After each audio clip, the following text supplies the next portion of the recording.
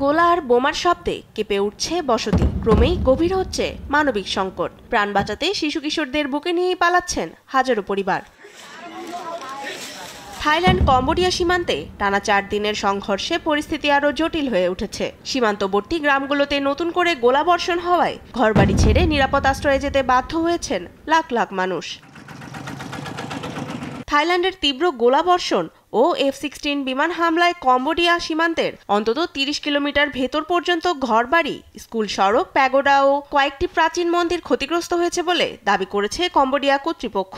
সেই সঙ্গে হতাহতের সংখ্যাও অনেক। অন্যদিকে কম্বোডিয়ার হামলায় ব্যাপক ক্ষয়ক্ষতির অভিযোগ করেছে থাইল্যান্ডও। বুধবার মার্কিন প্রেসিডেন্ট ডোনাল্ড ট্রাম্প জানান, আগের মতোই এবারও এক ফোন কলের মাধ্যমেই দুদেশের যুদ্ধ বন্ধ করবেন তিনি। আমি যে 8টি যুদ্ধবিরতি করেছি, থাইল্যান্ড ও কম্বোডিয়া তাদের মধ্যে একটি।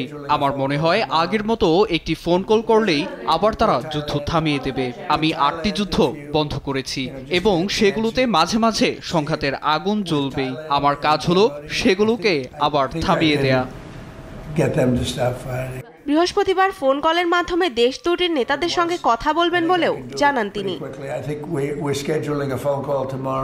এদিকে দেশ দুটির সীমান্ত সংঘর্ষে গভীর শোক প্রকাশ করেন ভ্যাটিকান সিটির পোপ 14 লিও।